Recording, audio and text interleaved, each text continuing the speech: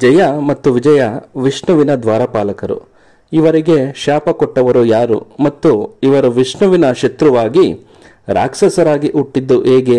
ಎಷ್ಟು ಜನ್ಮಗಳ ಕಾಲ ಇವರು ರಾಕ್ಷಸರಾಗಿ ಹುಟ್ಟಿದ್ದರೂ ಇವರ ಶಾಪ ವಿಮೋಚನೆಯಾಗಿದ್ದು ಹೇಗೆ? ಈ ಎಲ್ಲ ಮಾಹಿತಿಯನ್ನು ಈ ವಿಡಿಯೋದಲ್ಲಿ ಸಂಪೂರ್ಣವಾಗಿ ತಿಳಿದುಕೊಳ್ಳೋಣ. ವಿಡಿಯೋ ಸ್ಕಿಪ್ ಮಾಡದೆ ನೋಡಿ.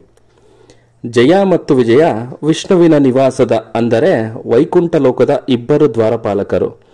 ಭಾಗವತದ ಪ್ರಕಾರ ಬ್ರಹ್ಮನ ಮಾನಸ ಪುತ್ರರಾದ ಸನಕ, ಸನಂದನ, ಸನಾತನ ಮತ್ತು ಸನತ್ಕುಮಾರ ಎಂಬ 4 ಕುಮಾರರು ಬ್ರಹ್ಮನ ಚಿಂತನೆಯ ಪ್ರಭಾವದಿಂದ ಜನಿಸಿದ ಮಕ್ಕಳು. ಲೋಕಗಳಲ್ಲಿ ಅಲೆದಾಡುತ್ತಿದ್ದರು. ಅವರು ಒಂದು ದಿನ ಭಗವಾನ್ ನಾರಾಯಣನನ್ನು ಭೇಟಿ ಮಾಡಲು ನಿರ್ಧರಿಸಿದರು. ಭಗವಾನ್ ವಿಷ್ಣುವಿನ ರೂಪವು ಶೇಷನಾಗನ ಮೇಲೆ ನಿಂತಿದೆ. ಸನತ್ಕುಮಾರರು ಜಯ ಮತ್ತು ವಿಜಯದ ಕಡೆಗೆ ತೆರಳಿ ಒಳಗೆ ಬರುವಂತೆ ಕೇಳಿಕೊಳ್ಳುತ್ತಾರೆ. ಈಗ ಅವರ ತಪಸ್ಸಿನ ಬಲದ ಕಾರಣಕ್ಕಾಗಿ 4 ಕುಮಾರರು ದೊಡ್ಡ ವಯಸ್ಸಿನವರಾಗಿದ್ದರೂ ಅವರು ಕೇವಲ ಮಕ್ಕಳಾಗಿ ಹೊರಬರುತ್ತಾರೆ. ಆದ್ದರಿಂದ ವೈಕುಂಠದ ದ್ವಾರಪಾಲಕರಾದ ಜಯ ಮತ್ತು ವಿಜಯ ದ್ವಾರದಲ್ಲಿರುವ ಕುಮಾರರನ್ನು ಮಕ್ಕಳು ಎಂದು ತಪ್ಪಾಗಿ ಭಾವಿಸಿ ತಡೆಯುತ್ತಾರೆ. ಭಗವಾನ್ ವಿಷ್ಣುವು ವಿಶ್ರಾಂತಿ ಪಡೆಯುತ್ತಿದ್ದಾರೆ ಮತ್ತು ಈಗ ಅವರನ್ನು ಭೇಟಿ ಮಾಡಲು ಸಾಧ್ಯವಿಲ್ಲ ಎಂದು ಅವರು ಕುಮಾರರಿಗೆ ಹೇಳುತ್ತಾರೆ. ಕೋಪಗೊಂಡ ಕುಮಾರರು ಜಯ ಮತ್ತು ವಿಜಯನಿಗೆ ವಿಷ್ಣುವು ತನ್ನ ಭಕ್ತರಿಗೆ ಯಾವುದೇ ಸಮಯದಲ್ಲಿ ಪ್ರವೇಶಿಸಬಹುದೆಂದು ಹೇಳುತ್ತಾನೆ ಮತ್ತು ಅವರಿಬ್ಬರು ತಮ್ಮ ಪಾವಿತ್ರ್ಯತೆಯನ್ನು ತ್ಯಜಿಸಿ ಭೂಮಿಯಲ್ಲಿ ಮತ್ಸ್ಯರಾಗಿ ಜನಿಸಬೇಕೆಂದು ಮತ್ತು ಸಾಮಾನ್ಯ ಮನುಷ್ಯರಂತೆ ಬದುಕಬೇಕೆಂದು ಶಪಿಸಿದರು. ವಿಷ್ಣುವು ಎಚ್ಚರಗೊಂಡಾಗ ಏನಾಯಿತು ಎಂದು ತಿಳಿದುಕೊಂಡನು ಮತ್ತು ತನ್ನ ಇಬ್ಬರು ದ್ವಾರಪಾಲಕರ ಬಗ್ಗೆ ಪಶ್ಚಾತ್ತಾಪ ಪಡುತ್ತಾನೆ.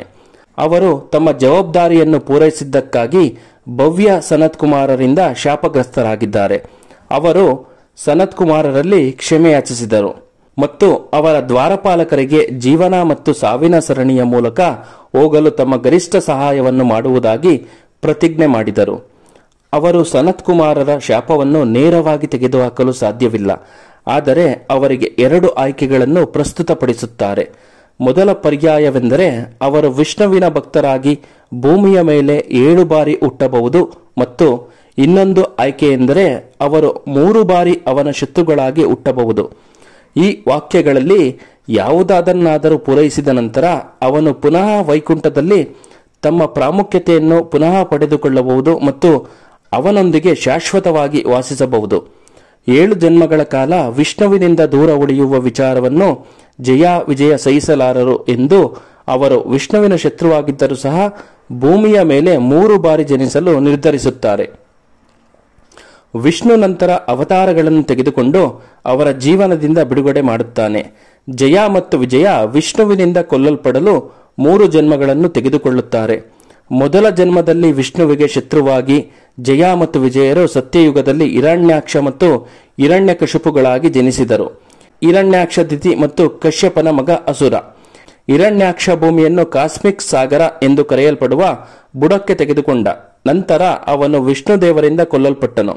ವಿಷ್ಣುವು ಅಂದಿಯ ಅಥವಾ ವರಾಹ ಅವತಾರವನ್ನು ತೆಗೆದುಕೊಂಡು ಭೂಮಿಯನ್ನು ಹೆಚ್ಚಿಸಲು ಸಾಗರಕ್ಕೆ ಪಾರಿವಾಳವನ್ನು ಹಾಕಿದನು. ತನಗೆ ಅಡ್ಡಿಯಾಗಿದ್ದ ಹಿರಣ್ಯಾಕ್ಷನನ್ನು ವಧಿಸುವ ಪ್ರಕ್ರಿಯೆಯಲ್ಲಿ ಸುಮಾರು 1,000 ವರ್ಷಗಳ ಕಾಲ ಹೋರಾಟ ನಡೆಯಿತು. ಅವನಿಗೆ ಹಿರಣ್ಯಕಶಿಪು ಎಂಬ ಹಿರಿಯ ಸಹೋದರನಿದ್ದನು. ಒಂದು ನಿರ್ದಿಷ್ಟ ಷರತ್ತನ್ನು ಪೂರೈಸದೆ ಹೊರತು ಅವನು ನಂಬಲಾಗದಷ್ಟು ಶಕ್ತಿಯುತ ಮತ್ತು ಸೋಲಿಸಲಾಗದ ಚಿಂತನೆಯನ್ನು ಕೈಗೊಂಡ ನಂತರ ವಿಷ್ಣುವಿನ ಮತ್ತೊಂದು ರೂಪವಾದ ಸಿಂಹದ ತಲೆಯ ನರಸಿಂಹನಿಂದ ಕೊಲ್ಲಲ್ಪಟ್ಟನು. ಮುಂದಿನ ತ್ರೇತಾಯುಗದಲ್ಲಿ ಜಯ ಮತ್ತು ವಿಜಯ ರಾವಣ ಮತ್ತು ಕುಂಭಕರ್ಣನಾಗಿ ಜನಿಸಿದರು ಮತ್ತು ಭಗವಾನ್ ವಿಷ್ಣುವು ಭಗವಾನ್ ರಾಮನ ಅವತಾರದಲ್ಲಿ ಕೊಲ್ಲಲ್ಪಟ್ಟರು.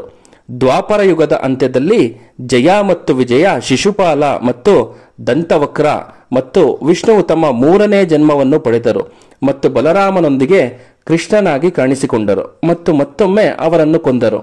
ಆದ್ದರಿಂದ ಅವರು ಒಂದು ಜೀವನದಿಂದ ಇನ್ನೊಂದಕ್ಕೆ ಸ್ಥಳಾಂತರಗೊಂಡಾಗ ಅವರು ದೇವರ ಹತ್ತಿರ ಹೋದರು.